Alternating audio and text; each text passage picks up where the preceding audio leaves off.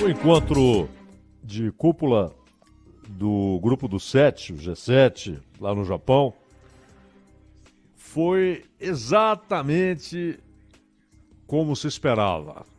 Aconteceu tudo o que se esperava. Não houve surpresas, né? O que é ruim, porque esperava-se uma reunião inteiramente dominada por um país, quando apenas os sete estavam reunidos, e foi o que aconteceu. Aliás, chegamos ao cúmulo de o chefe de governo da Alemanha, Sr. Olaf Scholz, fazer campanha eleitoral para o Joe Biden. Que coisa cretina, né? Como é que um sujeito tão rapidamente reduz a importância que a Alemanha tem por sua história, por sua economia, a economia mais forte da Europa, o país que tem o maior PIB na Europa, está entre os 4 maiores produtos internos brutos do mundo, só atrás de Estados Unidos, China e Japão. E seu governo se reduz ao papel de um capacho, um porta-voz. O mesmo Scholz que ouviu Biden dizer que o Nord Stream teria de ser aquele gasoduto, são dois, né? 2 sistemas de transporte de gás, teria de ser cancelado, paralisado, suspenso. Ou seja, ele anunciou que a Alemanha iria fazer o que ela tinha de fazer e o sujeito ao lado só com a cabeça concordando. E aí, lá no G7, foi ele dizer que a melhor coisa para os Estados Unidos é a reeleição do Biden. E o Olaf Scholz deve acreditar nisso mesmo, que o pior presidente da história dos Estados Unidos deve ser reeleito. Que o Joe Biden deve ser reeleito. O Olaf Scholz deve acreditar mesmo nisso.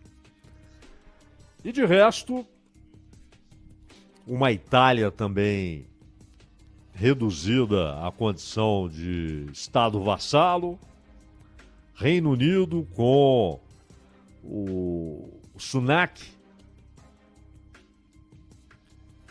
sair da Europa não adiantou, isso não reproduz. Foi uma medida correta. Muita gente acha que foi um erro. Não é erro nada.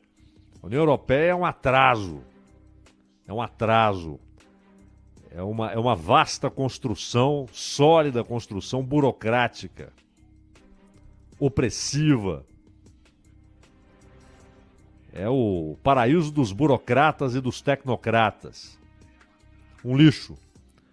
Fez bem em sair, mas hoje virou o quê? Já com o Boris Johnson, né? Virou ali mais um estado vassalo de Washington.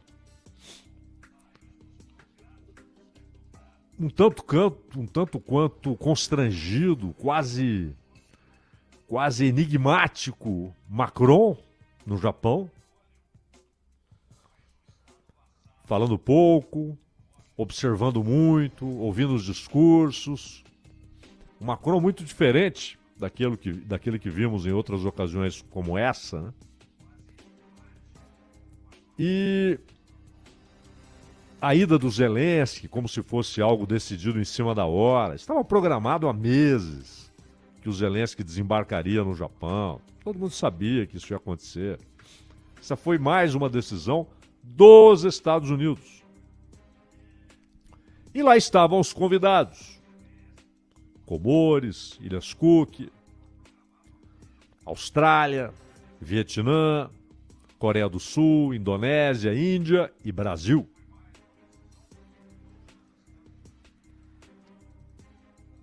A imprensa brasileira, ontem eu li, os caras colocaram lá na Cruzoé que o Lula não entende a guerra na Ucrânia e por isso ele não pode ser mediador de coisa alguma. e principalmente depois de não ter se encontrado com o Zelensky e sugerindo que isso partiu do Lula.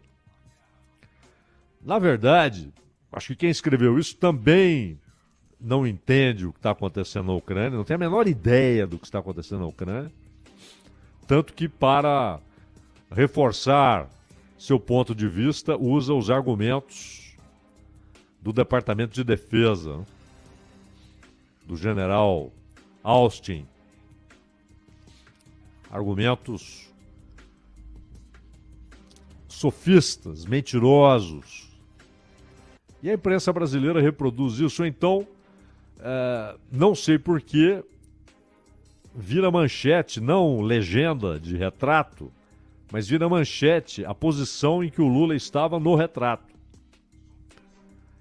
E muitas vezes, olha lá, o G7, cadê o Lula? Fizeram isso na Índia também. Eu estava vendo ontem um tweet do Modi, Narendra Modi, primeiro-ministro da Índia, e algum gaiato foi lá e colocou a foto, comentando, né, o tweet dele, colocou uma foto e perguntando, cadê o Modi? Né? Eles não fazem parte do G7. Aliás, parem de dizer que é a reunião dos 7 países mais ricos do mundo. Não é. Já foi. O G7 já representou o grupo dos 7 mais ricos. Né? Faz tempo que não. E hoje, além de, claro, se você for colocar os 7 mais ricos, a China entrará. E a Índia logo estará ali. Além disso, hoje, o PIB somado dos 7, que já foi superior a 50%, ou seja, já foi mais da metade do PIB mundial, hoje está ali na casa de 35% do PIB mundial. Então, o peso econômico, ele continua considerável, principalmente por causa de Estados Unidos e Japão. Ou seja, o país com o maior PIB da Terra e o terceiro maior PIB da Terra, que é o Japão.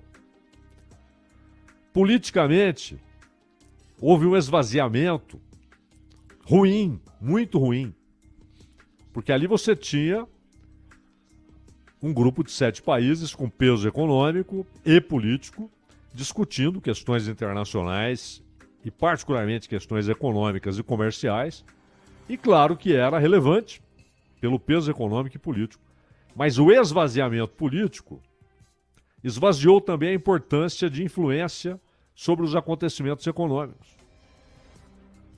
Porque o que temos ali é um país reunindo os seus sátrapas, os seus representantes dos estados vassalos.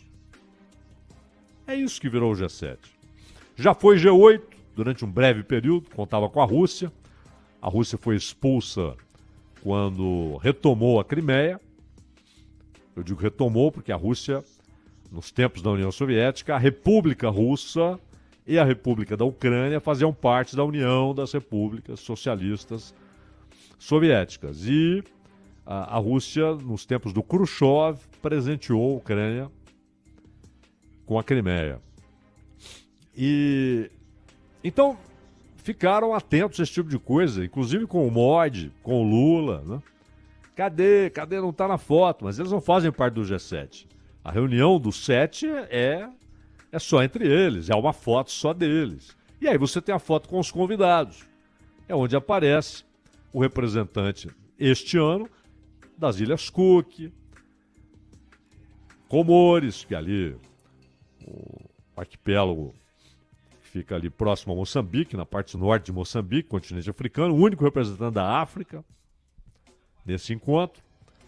E Austrália, né? Austrália e Cook como representantes da Oceania, o Brasil como representante convidado das Américas, né? Já que Canadá e Estados Unidos são do G7, e Índia, Indonésia, Vietnã e Coreia do Sul como representantes da Ásia, já que o Japão é, claro, integrantes do G7. Então, o que valeu, conforme se imaginava, o que valeu foi a série de encontros bilaterais.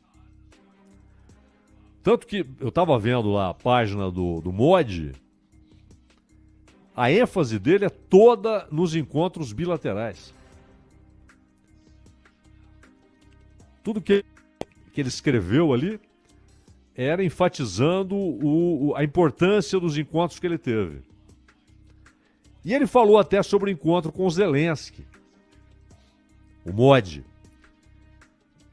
E ele disse para o Zelensky o que o Zelensky não queria ouvir.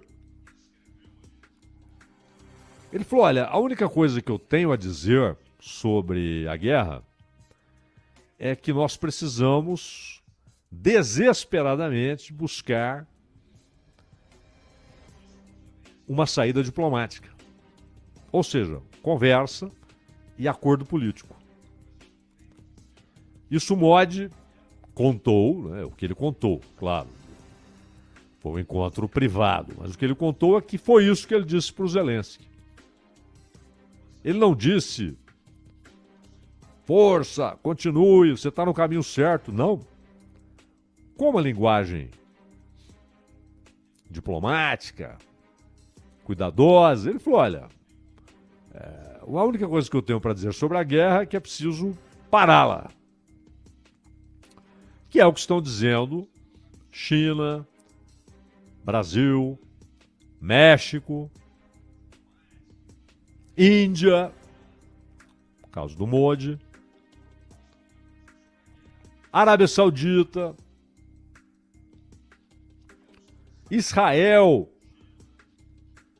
tem tido uma posição ambígua, mas várias e várias vezes falou é preciso parar, ir à mesa de negociação. E até o Macron, vez ou outra, solta essa, embora muito pressionado para não contrariar a posição dos Estados Unidos no âmbito da OTAN. Porque é uma guerra da OTAN entre Rússia e OTAN. É exatamente isso que está acontecendo. E que tem como vítima inteiramente involuntária, não fez nada para isso, o povo da Ucrânia. Não o seu governo, que é resultado de um golpe de Estado organizado, financiado, planejado no governo Barack Obama, com participação direta de Joe Biden, com participação direta de Victoria Nuland, que até hoje tem influência tremenda nos acontecimentos na Ucrânia. Então, quando se diz, não pode ser mediador porque não está entendendo o que está acontecendo. Então vamos entender, para que possamos dizer que o Lula não está entendendo, é preciso que quem diz isso entenda. É preciso que entenda, para poder afirmar que o chefe de Estado não entende e que a política inteira do seu governo sobre aquilo está equivocada porque ele não entende. Então eu preciso dizer. Eu não acho que o Lula tenha a exata compreensão de todos esses acontecimentos, até porque não deve ter mergulhado no assunto, mas intuitivamente, e o que ele disse a respeito do Biden, dos Estados Unidos e do Conselho de Segurança da ONU é irretocável. Ele falou a maneira do Lula, né? Olha, o Biden indo para cima do Putin não vai resolver nada. Olha, o Conselho de Segurança da ONU tem como membros permanentes os países que fazem guerra, que vendem armas, que invadem, que derrubam governos. E aí ele já fez referência à Rússia e aos Estados Unidos. E não só, né? Não só. As barbaridades que a França continuou fazendo na África. Barbaridades, né? Hoje, ninguém está falando dos tempos da Argélia ocupada, não. Ninguém está falando de colônia. Hoje, o que ela faz no Mali, no Chad, as interferências políticas, os golpes de Estado, os processos de desestabilização de governos. A França faz na África e os Estados Unidos fazem no mundo. O Imran Khan, o paquistanês, que está preso, que até há pouco tempo era primeiro-ministro, foi derrubado numa ação organizada pelos Estados Unidos. Está lá digital, né? O modo de operação, que já vimos no Chile, na República Dominicana, no devastado Haiti, que divide ali a grande ilha com a República Dominicana, até para se tornar dono do Haiti indiretamente. Ou seja, o que vale a pena ainda naquele país esmagado pela pobreza. Aliás, falando em tornar-se dono, quando você olha lá no século XIX, como é que foi a tomada? Porque foi uma tomada por dentro, via parlamento, do Havaí.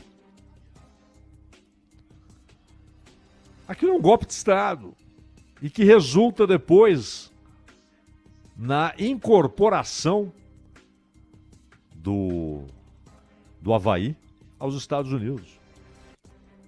Porto Rico, algo muito parecido. Mas isso são dois processos bem distintos, né?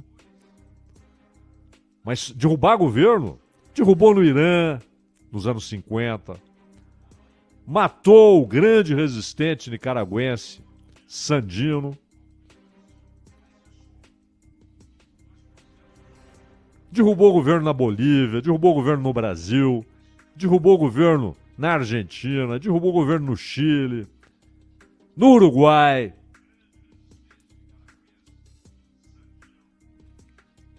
Então, tá lá no Conselho de Segurança, cadeira permanente, dizendo o que pode e o que não pode. Quem pode retrucar? Quem pode dizer, não, esse discurso foi ridículo. Como pode dizer isso dos Estados Unidos? Alguém poderia falar que esse discurso do Lula foi inadequado, foi mentiroso, foi ofensivo, foi uma difamação da história do governo dos Estados Unidos, de quem hoje o próprio povo é vítima? Eu não sei se vocês têm acompanhado aí a explosão de casos de espionagem em larga escala de milhões, pelo FBI e pelo NSA. A NSA, mesmo depois de tudo que veio à tona com Edward Snowden, continua espionando em larga escala. O que eles fizeram agora?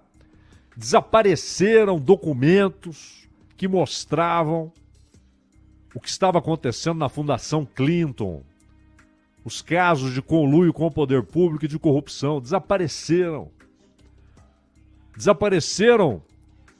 quando estavam nas mãos do FBI, o FBI que hoje, claro, é um braço da administração Biden. Isso é operação fascista, tipicamente fascista. Essa rede de espionagem. Aliás, o que vem à tona agora é quando eles inventaram que aquele antrax, lembra do antrax? Aquelas correspondências que chegavam com antrax. E na época, o FBI, entre aspas, provou que era coisa do Iraque. 7 anos depois, já tinham arrebentado com o Iraque, o próprio FBI conclui suas investigações e diz: não, é coisa interna, isso foi feito aqui. Mas aí, o episódio do Antraz já tinha sido usado para obter apoio de várias partes, de vários setores da sociedade dos Estados Unidos para a invasão ao Iraque. Não só a história da guerra química, mas o envio de antrax, que virou um terrorismo cotidiano, né? Todo dia alguém recebia lá uma correspondência com aquele pozinho branco. Então, é ilusão o Lula achar que o Conselho de Segurança será seriamente reformado e tal, ou que a ONU será capaz de se tornar aquilo para o qual ela foi criada, né? Aquilo para o qual ela foi pensada, desenvolvida e criada em 45. Exatamente para evitar guerra. O mundo vinha de 2 guerras num período muito curto, 14 a 18, 39 a 45. Então a ONU, e ter um Conselho de Segurança com 5 países com poder de veto, Estados Unidos, União Soviética, a Rússia herdou essa cadeira, claro, Reino Unido, França e a China. Na época a cadeira era de Taiwan, do Chiang Kai-shek, e só em 71 ali o Nixon vira o jogo e passa a cadeira para a China continental. E o Zelensky, essa história do Zelensky, como é que pode ser mediador se não encontra o Zelensky? O que aconteceu entre a declaração do Zelensky, quero falar com o Lula, quero conversar com ele sobre a guerra? Isso foi dito pelo Zelensky antes de desembarcar no Japão. O que aconteceu entre o Zelensky falar isso e não aparecer para o encontro? O que aconteceu entre esses 2 momentos? Ele conversou com Joe Biden.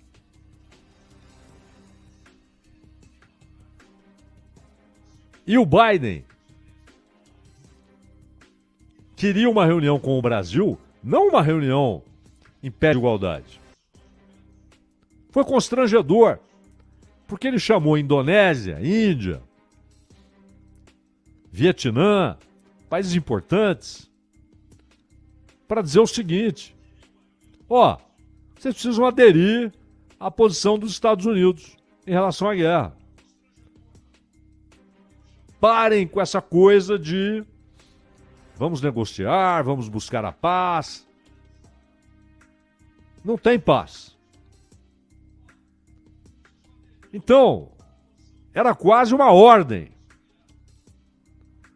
E a diplomacia brasileira, antevendo isso, evitou esse encontro Lula-Biden, lá no Japão.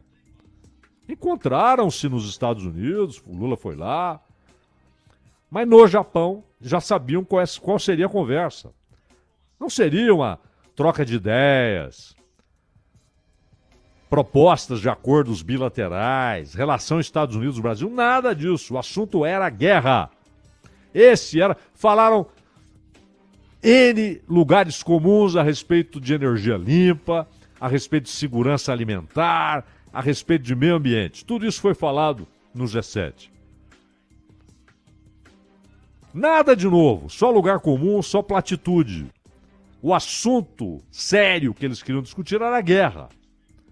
E esses países foram convidados para serem convencidos a uma adesão acrítica, incondicional à posição dos Estados Unidos, não é do G7, dos Estados Unidos. Os outros vão a reboque, são vassalos. E a diplomacia brasileira percebeu esse troço e desaconselhou um encontro com o Biden. Então não teve encontro com o Biden. Aí o Zelensky chega e entre ele dizer quero muito falar com o Lula e não aparecer, o que acontece? Zelensky conversa com o Biden. Sábado, vamos conversar, não dá tempo, vamos marcar para domingo à tarde e tal. E aí, não apareceu. O pessoal do Vietnã quer conversar. Opa, vamos conversar com o pessoal do Vietnã. Acabou a reunião com o pessoal do Vietnã. E agora? Chegou o Zelensky? Não. Pô, liguem lá, pode ter acontecido alguma coisa. Ligaram, ninguém atendeu. O que significa? Não quero ir. O mesmo que disse antes, quero muito conversar com o Lula. Entre as duas coisas, prosa com Joe Biden.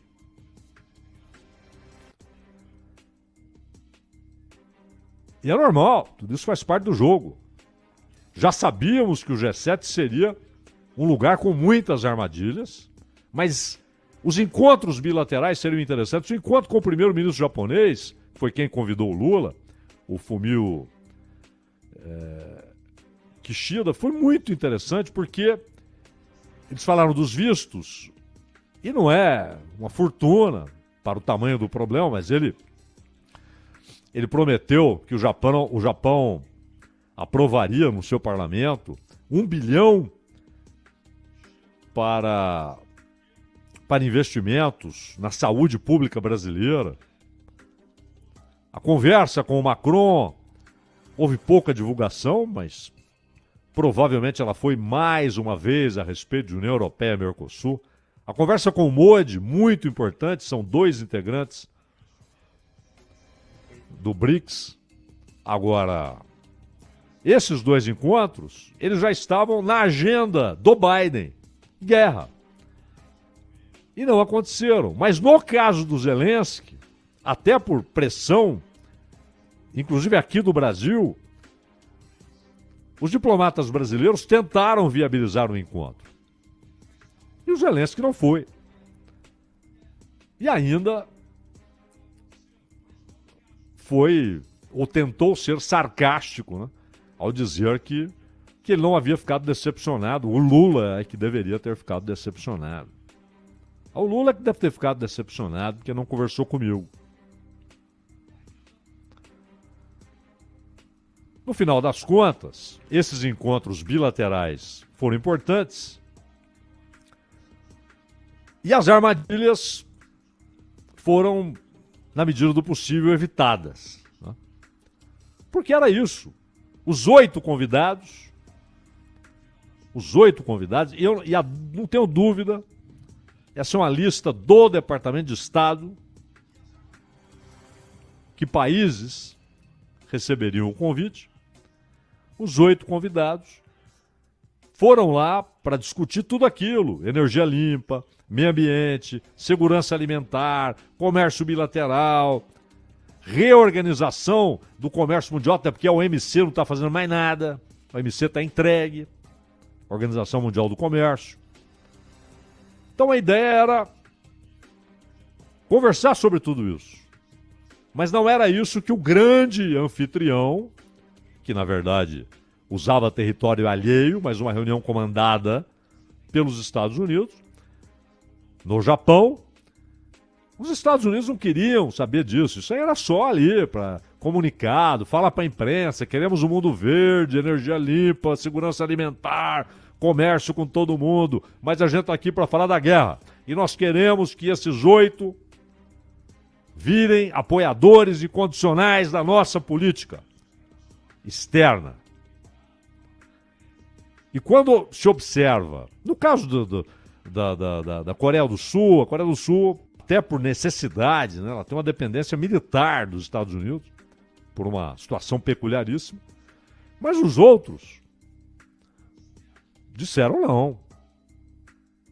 Saíram como chegaram, com a mesma posição. Ronald.